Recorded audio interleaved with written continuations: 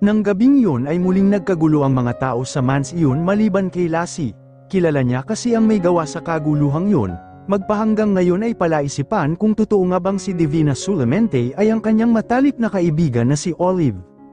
Nanginginig ang Donya nang akyatin nila ito sa silid nito. Napakarami kasing larawan ang nagkalat roon at iisa lamang yun, si Olive at si Giovanni ang nasa larawan.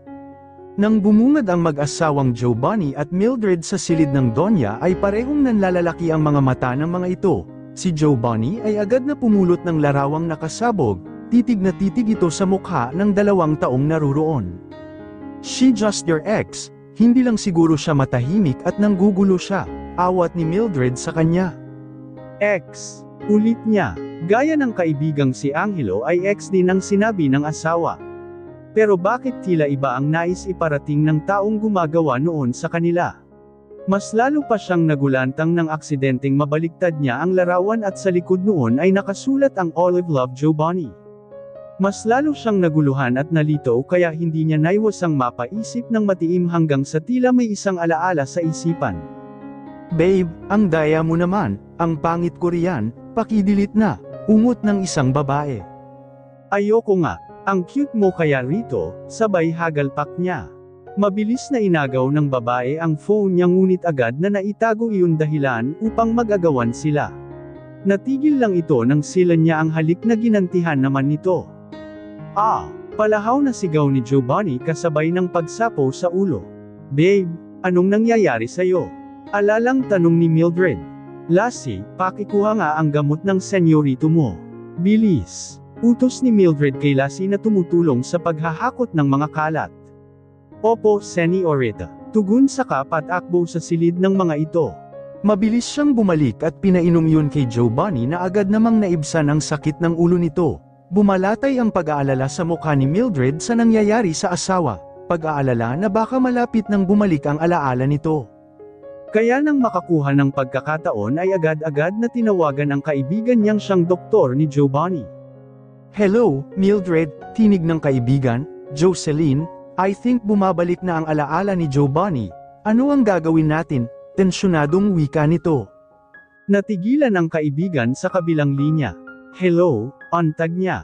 "Yeah, I'm here. Do you want other medicine for him, iyong mas malakas?" "Oo, siguro kailangan na nating magbago. Hindi pa ako handa kapag nagkataon." Halatang kabado si Mildred. Ngayon pa bang ramdam na rin niya ang pagmamahal nito sa kanya? Hindi niya mapapayagang ang pinuhunang pagmamahal nito ay mawala na lamang dahil sa pagbabalik ng alaala nito. "Come to my office tomorrow. I will give you the new set of medicine you need to give him," ani ng kaibigan na kinatuwa naman niya. Muling nagkita sina Divina at Giovanni sa restaurant na napili nilang tagpuan.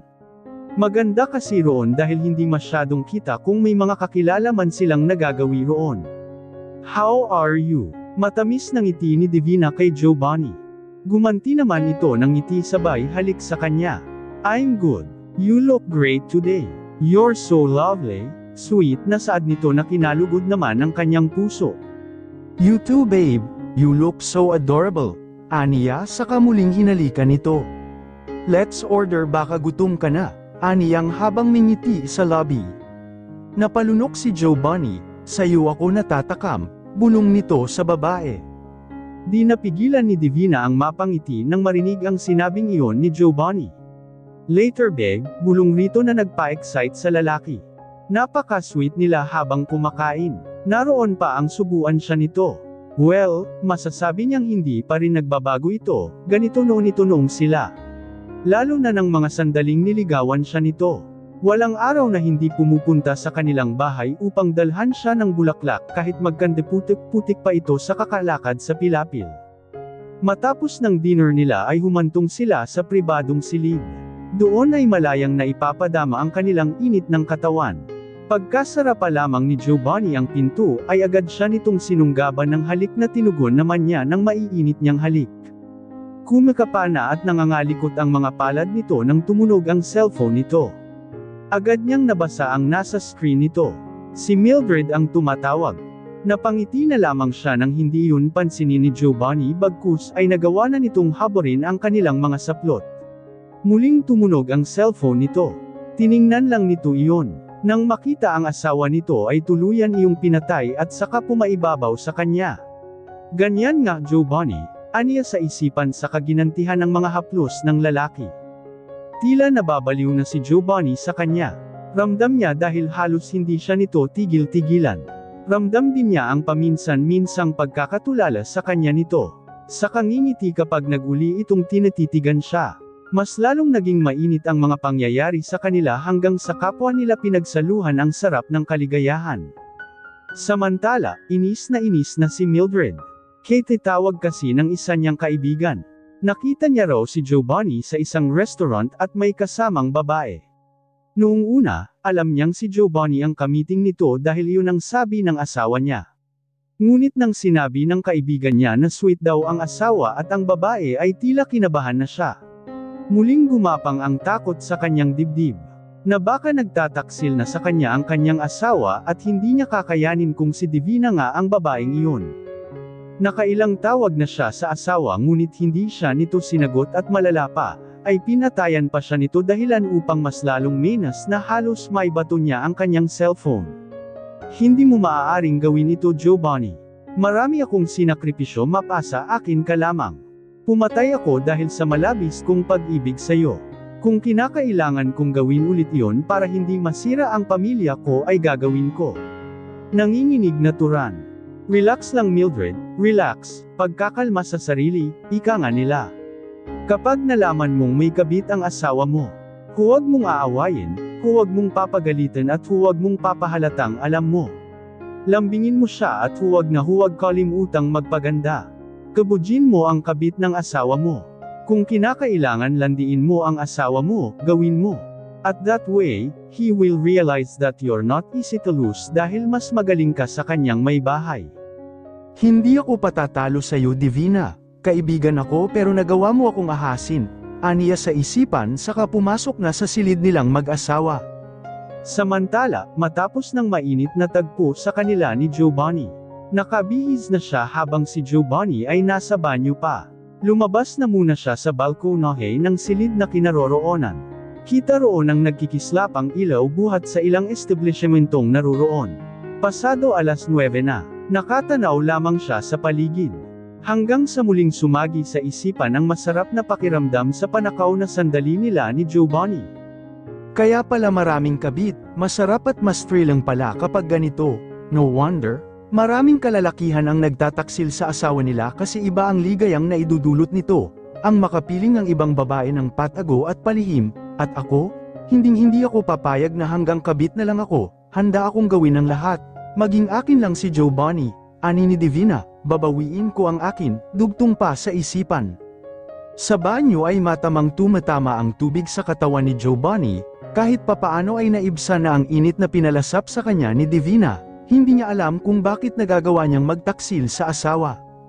Naguguluhan na siya kung bakit kakaiba ang nararamdaman kay Divina kahit alam niyang si Mildred ang kanyang asawa. Ngunit ano nga ba ang nararamdaman kay Divina? Gawa lamang ba ng tawag ng laman o may puwang na ito sa puso niya? Mahal ko ang asawa ko pero bakit parang sa kaibuturan ng puso ay tila may puwang na si Divina? Handa ko bang isakripisyo ang aking pamilya para sa babaeng unti-unti nang pumapasok sa aking puso? Hindi ko na alam kung ano nga ba sa kanila. Ayaw kong bitawan ang alinman sa kanila. Handa akong gawin ang lahat. Manatili lamang silang dalawa sa buhay ko. Aniya habang nakahawak sa pader habang lumalagasles ang tubig patama sa kanyang katawan. Nang matapos ay agad na hinanap si Divina. Sa balkonahe niya ito nakita na nakatalikod at nakatingin sa kadiliman. Lumapit siya rito at niyakap buhat sa kanyang likod. Anong iniisip mo? Ang tanong rito. Humarap ito sa kanya saka ngumiti, wala, ang tipid nitong wika, pero batid niyang malalim ang iniisip nito. I know, meron so mind telling me now, pilit nito.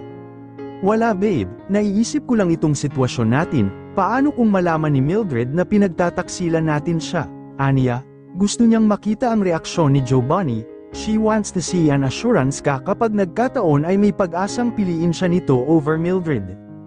Nakitang umilap ang mata nito, kaya batid niyang mahihirapan siya, mukhang sa 5 taong pagkawala niya ay nagawang pumasok na ni Mildred sa puso nito, Paano kung malaman niya at pagbawalan kang makipagkita sa akin? Paano ako? May lungkot sa kanyang tinig.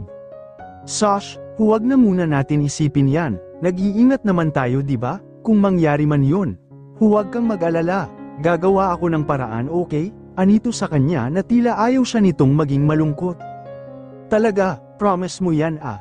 Ani ang paglalamang rito. Yes babe, promise. Mahal na rin yata kita. Aniya na di mapigilan. Natigilan si Divina sa sinabing iyon ng lalaki kasunod ng isang matamis na ngiti. Kinabukasan ay hindi naiwasang hindi dumaan si Divina sa opisina ni Giovanni. Kailangan niya kasi nivipirmahan ng ilang papeles inihanda nito para sa tuluyang pagsasara ng kanilang deal. Gaya ng dati ay napaka-sexy at sopistikada ang kanyang aura. Pagpasok pa lang sa opisina nito ay agad na napangiti ang lalaki. Hi babe, bungad dito sabay halik sa lobby nito. Ilang segundong naghinang ang mga lobby nila. Nang matapos ay agad na sinabi ang pakay niya, I come here for the contract. Aniya nang bumukas ang pintuan at iluwa noon ang isang magandang babae. Tila kagagaling lang nito sa salon. Hi babe, masiglang tinig ni Mildred. Oh hi Divina, what are you doing here? Maangkunong wika nito. Hindi nakahuma si Divina sa nakitang bagong hitsura ni Mildred. Bumalik ito sa pagiging palaayos nito. What's that look Divina? Do I look beautiful that when you meet me? Pasaring nasaad ni Mildred. Maging si Giovanni ay nanibago kay Mildred. Medyo revealing din ang damit ng asawa at lumabas ang cleavage nito. Naku, namanghalang ako. You did a great job. You really transform. For sure your husband will love to see your changes. Ngising bawi ni Divina. Muntik na ako doon, sermon sa sarili. As if Divina, talagang hindi ko papayagan ng asawa kong maaga lang ng malanding katulad mo. Oh sure, I love my husband at I will do everything para hindi siya mangbabae, pagdidiin nito. Ngumiti lamang si Divina, that's good. I will just sign the contract and I'm leaving. I have a doctor's appointment. Saad sa kawalan sa kanilagdaan ang papeles na nasa harap, wala siyang oras makipagplastikan kay Mildred. Doctor's appointment? For what? Usisa pa ni Mildred sa kanya. I'm very health conscious Mildred, I'm just checking if everything is right, no worries, nothing serious. Ngiti rito, ngumiti rin ito sa kanya ngunit batid niyang sa pilitan lang yun, bakit tila may alam na ito sa kanila ni Giovanni. I'm not worrying, I know you're good but be careful baka kasi madapa ka, mukha kasing nagmamadali ka.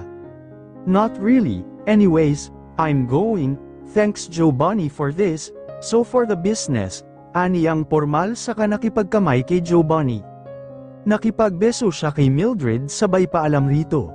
Nang makaalis si Divina ay agad na niyakap ni Mildred ang asawa, I miss you babe, aniya rito. I miss you too, you look so great today, puri ni Giovanni sa asawa. Do you like it babe? Naisipan kong magpaganda kasi baka ipagpalit mo ako sa iba. Ang pasaring na wika niya. I have the perfect wife kaya hindi kita ipagpapalit, ani ni Giovanni ngunit kahit papaano ay nasa isip si Divina, nakita niya kung papaano ito nabahala kanina pagdating ni Mildred. Babe, antag ni Mildred nang makitang natahimik ang asawa. Yes babe, tugon naman nito, hinalikan na lamang niya ang asawa, ipapaalala niya ritong siya ang asawa nito at dapat siya lang ang magmay-ari rito hindi ng kung sino mang babae. Naging maalab ang halikan nilang mag-asawa dahilan upang hindi mapansin ang pagpasok ni Angelo. I'm sorry, gulat na turan nito. Ang akala ay ibang babae ang kasama niya at nang makitang ang asawang si Mildred iyon ay napangiti ito. Wow! Old Mildred is back. Hilalas nito nang makitang nagayos ang babae. Thanks Angelo, maganda pa rin ba ako? Natatawang tanong ni Mildred rito. Yes, kaya nga minahal ka nitong si Giovanni buti naman at nag-ayos ka na, ani ni Angelo na tila may laman ang pagkasabi nito. Mahirap na, baka makahanap ng mas maganda itong si Giovanni ani ni Mildred na kinatahimik ni Giovanni. Asa nakikitang reaksyon mo ngayon Giovanni? Kumbinsido na akong may relasyon nga talaga kayo ni Divina. Hindi ko papayag ang katulad lang ng isang Divina ang aagaw sayo, ngit-ngit ng kaluuban nito. Naninibago si Giovanni sa asawang si Mildred, sa pagdaan ng araw ay kapansin-pansin ang pagbabago nito at mas lalo itong naging mas kaakit-akit, Naging mapusok din ito sa mga gabing katabi ito na hindi naman ito normal na ginagawa noon, hindi tuloy malanggid sa isip niyang tila may alam na ang asawa sa mga pinaggagawa niya. "Oh, bakit ganyan ka makatitig babe?" bilang nito sa kanya matapos ng isang mainit na sandali sa kanila. "Wala babe, naninibago lang ako sa'yo," hindi niya napigil ang sabihin. May ngiti sa lobby ni Mildred ngunit sa isip ay napapaisip siya, "Noon kasi gusto ko ng babaeng mahinhin, naging ganoon ako Giovanni, pero ngayong may nagbabantang linta ay magiging linta rin ako kung kinakailangan huwag mo lang akong iwan," aniya sa isipan. "Gusto lang kitang pasayahin babe, at gusto ko na ring masundan si Janica," aniya rito. "Anyways, don't forget, may activity sina Janica bukas for Father's Day. Be there. Alam mong unang Father's Day ito ng anak natin." Paglalamang pa sa asawa, ngumiti na lamang siya sa sinabing iyon ng asawa sa kaniyakap ito. Ayaw na muna niyang mag-isip ng kung ano, asawa niya ito at may anak sila. "Sure babe, papalampasin ko ba ito para sa anak natin?" Pababa na si Divina galing ng Ilocos nang mapansin niya ang isang sasakyang nakabuntot sa kanya. Noong una ay winaksi ang isipang sinusundan siya ng sasakyang yun, ngunit nang umikot siya ay doon niya nakitang siya nga ang pakay nito. "Pasensyahan tayo Chloe, buhay ang sinira mo kaya buhay din ang maging kapalit.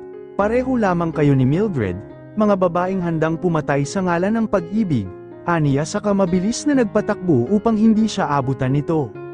Nang mapansin ng sasakyang sumusunod na napansin na niya ito ay binilisan din ito. "Hindi maaari," aniya nang makitang tumatapat ito sa kanya, bangin ang nasa kabila niya. Kung babanggain siya nito ay siguradong tuluyan na siyang mamamatay. Pinagpawisan siya ng husto ng tipong gigiitin na siya nito para mahulog siya. "Hindi!" sigaw niya sabay mabilis na atras at ang sasakyang gumigiit sa kanya ang mabilis na pabulusok na nahulog sa bangin. Ang sasakyang pasalubong sa kanyang pag-atras ay mabilis itong napatigil. Buti na lamang at hindi matulin ang takbo nito. Halos masubsob ang mukha niya sa manibela habang mabilis na tinakpan ang tainga ng magkabilaang palad. No, malalakas na sigaw niya habang sa ginita ay nakikita ang aksidenteng kinasangkutan nila noon. Mabilis ang kanyang pulso, ang pintig ng puso ay halos bumingi sa kanya. No, sigaw pa rin niya nang makarinig ng malalakas na katok sa bintana niya. Hindi siya gumalaw. Nakikiramdam siya sa paligid hanggang ang kumakatok sa kanya ay nang ahas ng buksan ang kanyang sasakyan. "Miss, okay ka lang ba, miss?" Yug-yog ng isang babae. Sa likod nito ay lalaki na tansya niya ay asawa nito. Nanginginig ang kamay niya habang inaakay siya pababa ng babae. "Miss, okay ka lang?" ulit na tanong ng babae. Tumango siya. Paglingon sa paligid ay maraming sasakyan na at lumikha na rin ng trapiko. Talagang nanginig siya sa nangyaring iyon. Hanggang sa magdatingan na ang pulis at maging ang ilang local news reporter. Nahirapan pa ang mga itong hugatin paitaas ang bumulusok na sasakyan dahil sa lalim ng bangin. Matapos ng ilang interview sa kanya at sa saksi sa nangyaring panggigiit sa kanya ng sasakyang nahulog ay dinala sila sa presinto. Doon ay ilang katanungan muli ang binigay ng pulis. Paalis na si Vince sa kanyang opisina upang dumalo sa Father's Day activity ng anak. Nasa lobby na siya nang makasalubong niya si Angelo. "O aalis ka bro?" "Oo, pupunta ako sa activity ni Janica," sagot rito. Okay, anito nang biglang mag-ring ang cellphone niya. Nakitang si Divina iyon. Ayaw sanang sagutin ngunit mas nanag ang kagustuhang sagutin. "Kamusta?" "Hello, Giovanni," ang nginig na tinig nito. "Hello Divina, anong nangyari sa'yo? Are you okay?"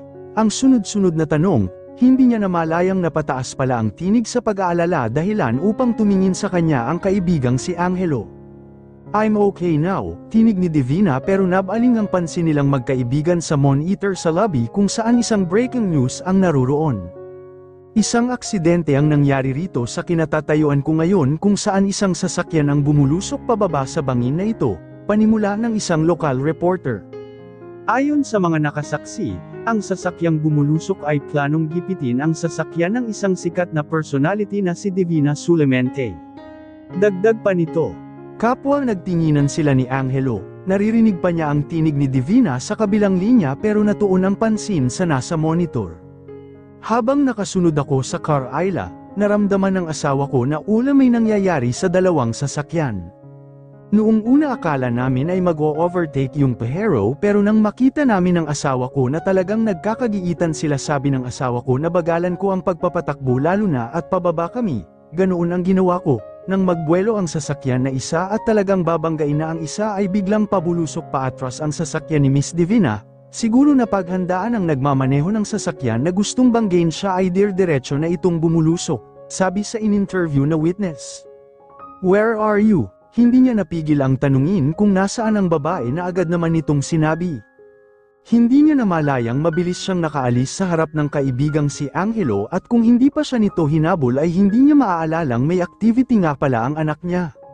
Wait bro, saan ka pupunta? May activity si Janica ngayon? Sigaw nito na kinatigil niya, agad siyang bumalik sa kaibigan. Please bro, ikaw na muna ang pumunta sa eskwelahan at please explain to Mildred. Putol na wika ng samabad ang kaibigan. Explain that you're going to see Divina. Magsabi ka nga sa akin Giovanni, may relasyon ba kayo ni Divina? Sita ng kaibigan. Wala akong ipapaliwanag, please bro, do this for me, pakiusap rito. Nakipagtitigan pa ito ng tingin sa kanya bago ito pumayag. Mabilis siyang sumakay sa sasakyan at tinungo ang daan patungo sa kinaroroonan ni Divina. Giovanni, answer the phone, inis na dinadayal ni Mildred ang phone ng asawa, ring lang ng ring yun. Magsisimula na ang activity ng mga bata ngunit wala pa rin ang asawa. Mommy, pupunta ba si Daddy? Malungkot na tinig ng anak. Oh yes baby, maybe he's on his way, pangungonsola sa anak pero hindi niya maitago ang inis sa kanyang mukha. Lalo na nang makita ang mukha ni Angelo ngunit wala ang kanyang asawa. Agad na lumapit ito sa kanya. Nasaan si Giovanni? Gigil na tanong rito. Mildred, Giovanni has a meeting, sorry kaya nga niya ko pinapunta rito, ani ni Angelo pero kilala niya ito alam niyang nagsisinungaling ito. Pinilit tawagan ng asawa pero mas lalo siyang nenas ng cannot be reached na ang phone nito. Giovanni, nakakakainis ka. Tell me Angelo, hindi ako naniniwalang may meeting siya. Nasaan ang asawa ko? Talagang galit na siya. I told you Mildred, hindi niya, putol na saad nito. Huwag mong pagtakpan ang kaibigan mo. Nasaan siya? Medyo tumataas na ang boses ni Mildred dahilan upang matawag ang pansin ng ilang parents na naruroon. Okay fine, calm down, nakatingin na sila sa atin, papunta na sana rito si Giovanni pero tumawag si Divina, putol ulit na wika nito. So, mas inuna niya ang babaeng iyon kesa dito sa activity ng anak niya. Father's Day dapat naririto siya at dahil tumawag si Divina ay mas inuna niya ito, inis na talagang wika nito. Lower your voice, paalala ni Angelo sa kanya. Divina involved in a car accident, sabi ni Angelo sa katahimikan ni Mildred. Mula nang sabihin yun ni Angelo ay nakitang natahimik si Mildred. Ang alam ay naiintindihan na nito kung bakit pinuntahan nito ni Angelo kesa puntahan sila. Hindi na siya nag-usisa pa. Nilero na lamang niya si Janica tutal ay malapit din ang bata sa kanya ay naging masaya na rin ito kahit wala roon ang ama nito. Kinagabihan, inis si Mildred dahil gabi na ay wala pa rin ang kanyang asawa. Giovanni, makikita mo. Gulong-gulo ang utak niya. Sumabay pa ang palpak na gawa ng inutusan niya. Agad na tinawagan ang contact niya. Hello, Bobo, sinabi ko patayin siya hindi ang tauhan mo ang magpapakamatay. Siguraduhin mo lang na walang makakatrace kung sino ang inutusan mong isaring ulags, singhal sa kausap sa kabilang linya. No worries madam, relax ka lang, hindi ka madadawat dahil carnap ang gamit na sasakyan. Patay na rin ito kaya walang magdadawat sa'yo, wika naman ng lalaking kausap. Mabuti kung ganoon, nagbayad na ako ng malaki tapos madadawat pa ako, baka pati ikaw mapatay ko, inis na wika saka pinatay ang tawag na yon. Sino ang kausap mo? Tinig buhat sa kanyang likuran, halos mapatalon si Mildred nang makita ang asawa. Ngunit imbes na sagutin ito ay binalingan niya ito, where have you been? Hinintay ka ng anak mo at nagpadala ka pa ng proxy, inis na bilang rito. I'm sorry, may biglaang meet. That's bullshit, meeting ba talaga Giovanni o nakipagkita ka sa babe mo? Hindi na napigil ang sambulat ni Mildred. Nakita niyang natitigilan si Giovanni. Tama ba ako? Naluluhan na nitong wika. Agad niyang niyakap ang asawa, I'm sorry, aniya ngunit kinalas nito ang kanyang kamay. Ako ang asawa mo, may anak tayo pero pipiliin mo ang babaeng yon, aniya na madilim pa rin ang tingin sa asawa, si Divina pa talaga. Please Mildred, forgive me, tawag ni Giovanni, mapapatawad lang kita kapag iniwan mo na siya, anito saka pumasok na sa silid nila, walang nagawa si Giovanni kundi ang sumunod sa asawa. Alam niyang siya ang may kasalanan kaya gagawin niya ang lahat mapatawad lamang siya nito. Samantala, malalim na ang gabi pero nasa poolside pa rin si Divina ng bahay nila kausap ang kanyang sekretarya. Ito ang plate number ng sasakyan, pumunta ka LTO at hanapin mo kung sino ang may-ari ng sasakyan. Doon natin malalaman kung si Mildred o si Chloe ang nagplanong patayin ako. Matiim na utos sa tapat na sekretarya. Paano kung si Mildred? Itutuloy na ba natin ang plano sa kanya? Matiim ding sagot ni Lloyd kanya.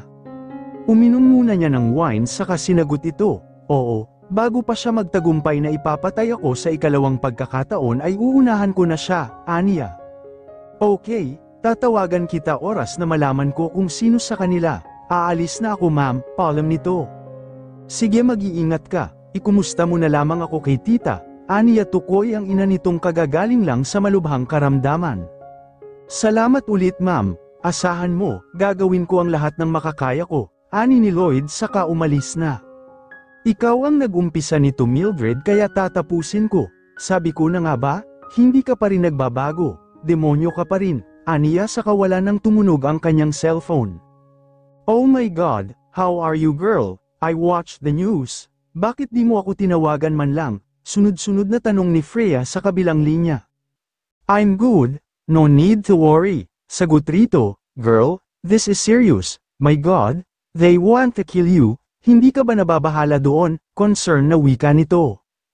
I know girl pero anong mangyayari kung pasisindak ako sa kanila, nandito na ako, wala nang atrasan ito, aniya sa kaibigan. Girl natatakot lang ako for you, my gosh mukha lang anghel ang mga kaaway mo pero may sungay sila, anito sa kanya. Girl, nandito na ako. Tatapusin ko ito, please Freya basta ay pangako mo na anuman ang mangyari sa akin.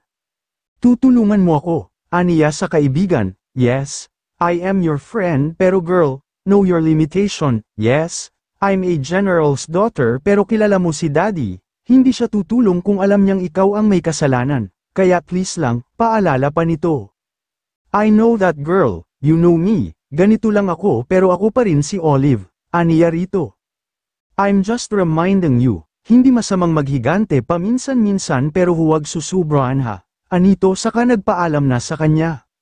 Nang muling mapag-isa ay hindi niya napigil ang mapaluha, muli kasing pinaalala ni Freya kung sino talaga siya, ang dating si Olive na mabait at hindi makabasag pinggan, napayakap siya sa sarili saka hinayaang maglandasan ang mga luha sa kanyang mga mata, nang makabawi ay pinahid ang luha saka pumasok na sa kanyang silid upang magpahinga. Batid niyang nagsisimula pa lamang ang plano ng taong nasa likod ng pagpapapatay sa kanya.